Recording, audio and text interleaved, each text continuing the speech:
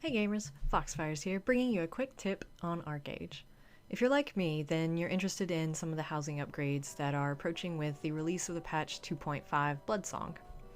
And so today on the live server, I upgraded one of my farmhouses to the miner's farmhouse. However, when I did that, I was quite surprised to find that the land area distributed around the house was a bit different than the default.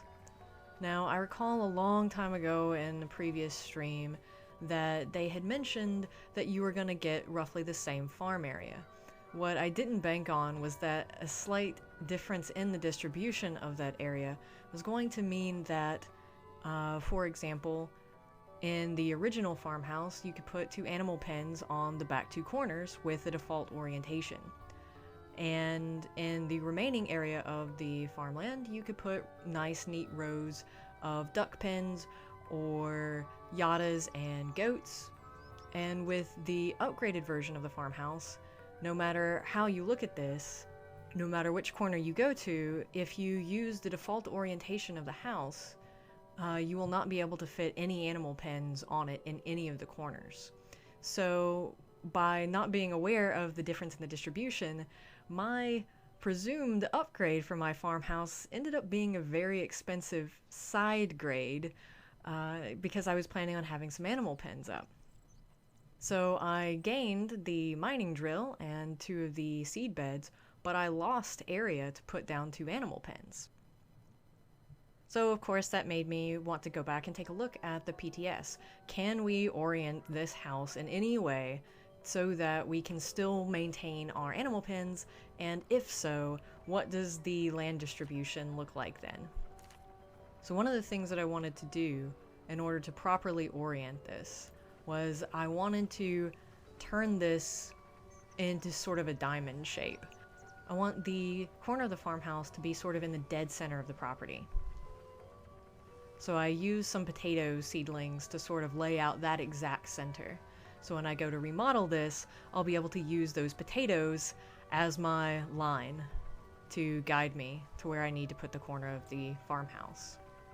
So I used the preview in order to line this up as precisely as possible using that potato line, and then proceed in building the farmhouse. And the reason why this is such a big deal is that once you've built this farmhouse and upgraded it, you can't change its position, its orientation again, unless you remodel the house, which costs an exorbitant amount of mats and resources. So by shifting the corner of the house to be in the center of the properties, you can see how now around on these corners I would be able to fit an animal pen.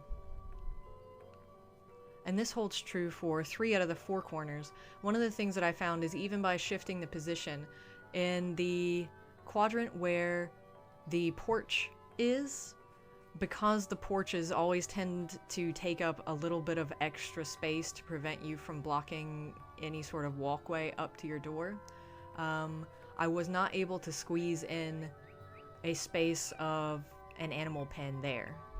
But in the other 3 corners, I can. So this is important if you really like doing animal pens and you have a farmhouse and you were going to upgrade anyway. Depending on how you upgrade this, you might choose this kind of orientation in order to actually pick up the ability to place an extra animal pen. But one of the things that you'll notice that with this sort of diamond shape orientation, you aren't going to have the space distributed nicely around the remainder of your property in order to have something like nice, neat rows of duck cages or a double line of yadas and goats, like you can with the traditional farmhouse. One of the things to consider too about the diamond orientation is that it's going to put your house sort of at an odd angle. So if you really like your doorway facing a particular direction, try and be mindful of that as well as you make the decision. So if you're planning on upgrading, this is something to be aware of, as you'll have to decide up front whether you want to be doing something like the diamond orientation in order to be able to have the space for large items like the animal pens, or if you're fine with only ever being able to do lines of duck cages and yadas and goats, and lose the versatility of being able to have a large space like the animal pens. One of the things that I don't like about the upgrade overall, though, is that no matter what, you do lose versatility with the remainder of your land here. It's things like this that really frustrate me about the game. You think you know what you're getting in terms of an upgrade, and then at every corner, ArcheAge will surprise you and say, no, this isn't quite what you thought it was going to be. So ArcheAge is one of those games where you're kicking yourself a lot saying, man, if only I knew back then what I know now, I would do things so differently. And so hopefully this will be one of those tips that will help you decide up front how you want to be able to orient your house. As always, thanks for watching, gamers. I'm Foxfires, and this has just been a quick tip on ArcheAge.